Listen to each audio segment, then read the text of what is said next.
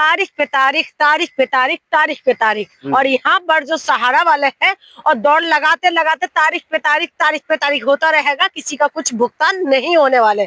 आप बताइए, जो इनका मालिक था सहारा का, सुब्रत राय, वो जेल के अंदर होने के बाद देहांत हो गया। उसके बाद जो निवेशक है उनके ऊपर क्या मिला? उनको कोई फायदा मिला? नहीं मिला ना। और उसके बाद अभी अगर डायरेक्टर अगर जेल के अंदर जा रहे हैं, ईडी का छापा पड़ रहा है, उसके बाद आप बताइए जनता का क्या फायदा है? सरकार नहीं चाहते कि निवेशकों को पैसा दे, नहीं तो पोर्टल में रिजेक्ट क्यों हो रहा है?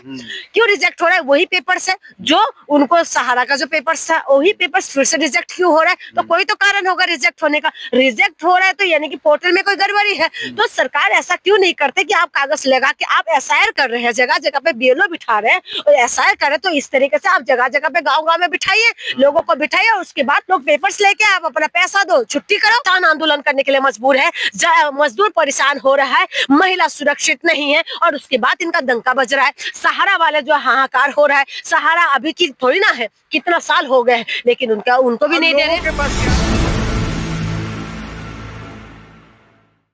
नमस्कार, नवजागरण लाइव में आपका स्वागत है। अभी हम नई दिल्ली एरिया में हैं, संसद भवन के पास हैं, और हमारे साथ जून मेसी हैं जो वरिष्ठ पत्रकार हैं, काफ़ी मुद्दों पे अपनी अलग-अलग मुद्दों पे अपनी राय रखती हैं। आज हम बात करेंगे सहारा के मुद्दों पे। जो सहारा है उसमें 13 करोड़ से ज़्यादा निवेशकों का पैसा फंसा हुआ है, लेकिन जो सरकार है वो लगातार लोगों को कभी गुमराह कर रही है तो कभी पोर्टल के माध्यम से देने का दावा कर रही है।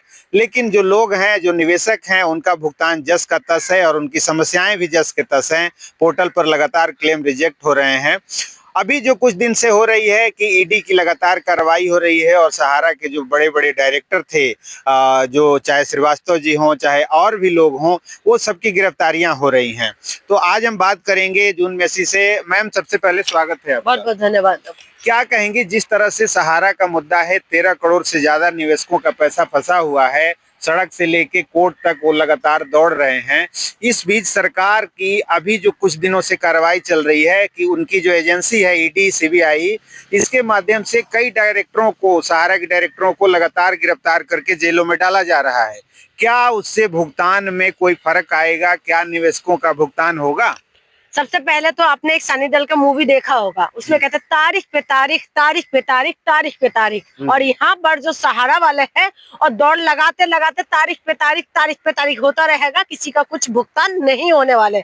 आप बताइए, जो इनका मालिक था सहारा का, सुब्रत राय, उनका वो देहांत हो गए, उनके जेल में है ना थे। हाँ, आप बताइए, जो मालिक है वो जेल के अंदर होने के बाद देहांत हो गया। उसके बाद जो निवेशक है उनके ऊपर क्या मिला? उनको कोई फायदा मिला? नहीं मिला ना। और उसके बाद अभी अगर डायरेक्टर अगर जेल के अंदर जा रहे हैं, ईडी का छापा पड़ रहा है, उसके बाद आप बताइए जनता का क्या फायदा है? जो निवेश किया है उसमें, करोड़ों जो लोग हैं उसमें निवेश किया है, उनका क्या फायदा है? उसको सरकार को बताना चाहिए। सरकार ने जो पोर्टल दिया है जिसमें बहुत सारे लोगों ने अपना क्लेम किया, लेकिन उसको क्लेम को रिजेक्ट हो रहा है, और जब रिजेक्ट हुआ उसके बाद उनको पैसा नहीं मिल रहा है। जनता को चाहिए वो अपना पैसा को मिले, और उसके लिए लोग आंदोलन, जैसे सहारा को जिस तरह हिसाब से आंदोलन करना चाहिए सहारा के निवेशकों को, उस हिसाब से आंदोलन हो नहीं रहा है। मुश्किल से मुश्किल 100-50 लोग इकट्ठा होते हैं। 100-50 लोगों के क्या आपको लगता है कि ये सरकार सुनेगी? 1 साल तक किसान बैठे रहे, उसके बाद ये सरकार सुनने के लिए तैयार नहीं है। उसके बाद जाके 1 साल के बाद जाके इन्होंने सुना है, और आपको लगता है कि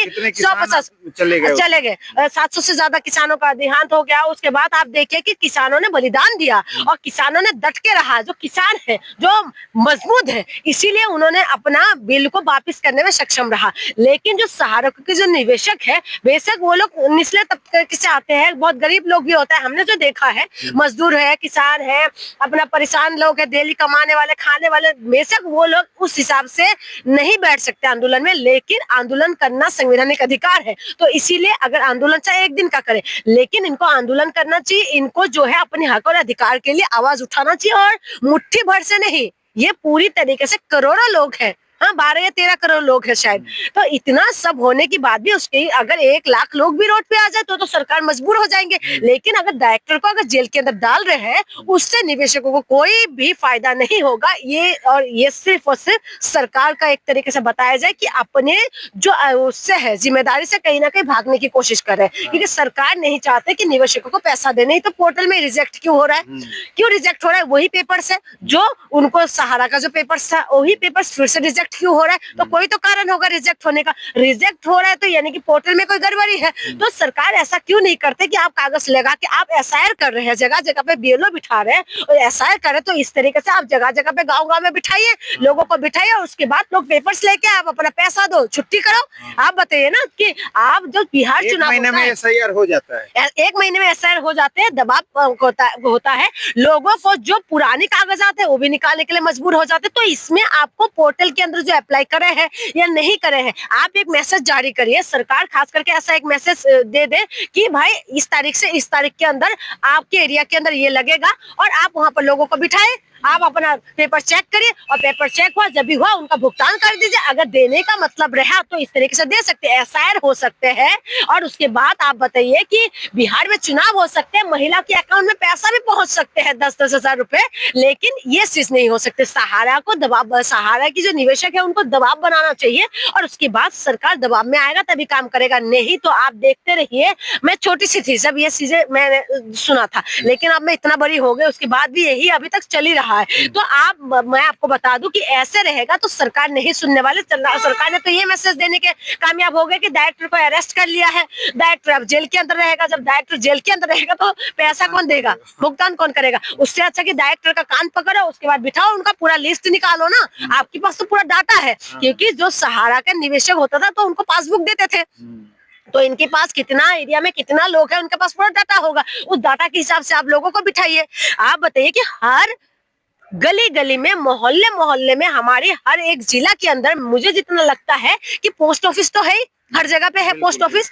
पोस्ट ऑफिस ऐसी चीज है जो सरकार के द्वारा बनाया हुआ ऐसा एक पोस्ट ऑफिस है, संस्था है जो हर कोने कोने में, गांव गांव में मिलते हैं। तो पोस्ट ऑफिस में आप बिठाइए, पोस्ट ऑफिस में आप बिठाइए, उसके बाद आप एक काउंटर खोल दीजिए और खोल के आप अपना ये चीजें शुरू करें। जो निवेशक है कम से कम उनको राहत मिलेगा, क्योंकि ये गरीब लोग हैं। अगर सरकार को देने का इरादा है तो ये एक अच्छा तरीका है कि लोगों तक पहुंचे और लोगों को भी विश्वास होगा सरकार के प्रति कि चलो सरकार ने काम किया। लेकिन बीजेपी से उम्मीद क्या कर सकते हैं? बीजेपी तो अभी ये कर रहा है कि पूरे तरीके से खेत खलियान तो छीनने की कराई था इन्होंने कोशिश कि किसानों से खेत खलियान छीन ले। अब कोशिश कर रहा है कि पहाड़ पर्वत भी ना रहे, अरावली जैसे जो है पहाड़ों को ये लोग काटने की प्लानिंग बना रहे हैं। आप देखिए, जो मोदी जी कहते हैं कि एक पेड़ माँ के नाम, लेकिन वही छत्तीसगढ़ के अंदर देखिए जो है वो पूरी तरीके से जंगल ही जंगल साफ कर दिया है। तो इन्हीं की दोस्त के तो फायदा पहुंचा रहे, तो आपको लगता है जनता के लिए काम करेगा? आज जनता चिल्ला रहे, परेशान हो रहे, गरीब लोग जो है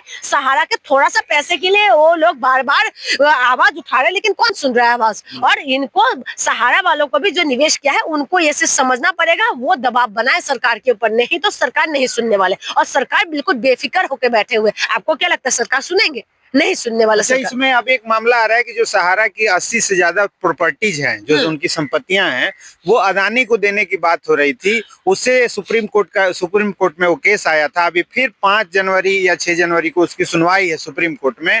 तो क्या लगता है, अदानी को अगर सहारा बिक जाता है, उसकी प्रॉपर्टियां बिक जाती हैं, तो क्या लोगों का पैसा मिलेगा? देखिए, मैं बताऊं ना, मुझे तो ये लगता है कि मोदी जी आप एक मेहरबानी कर दीजिए, एक बहुत बड़ा आप हमारे ऊपर कल्याण कर दीजिए। हो सके तो हमें दफना दो और हो सके तो हमारे कितनी पत्थर आके नाक सब कुछ निकाल के अदानी को दे दो, बस वही रह गया है। अब सारी जो सरकारी संस्था तो सब कुछ दे ही दिया है, एयरपोर्ट दे दिया है, हाँ, बाकी जो संस्था है सारी चीजें तेल वेल से लेके हर चीज उनको दे दिया, पहाड़ पर्वत सब कुछ दे दिया है। तो अब रह क्या गया? इंसानी तो रह गया। आज हमें खुले हवा में हम सांस नहीं ले पा रहे, सांस और पानी, पहले जो हवा और पानी हमें मुफ्त में मिलते थे, लेकिन आज हवा जहरीली मिल रहा है और पानी हमें खरीदना पड़ रहा है। तो उससे अच्छा इंसान हम जिंदा रह के क्या करेंगे?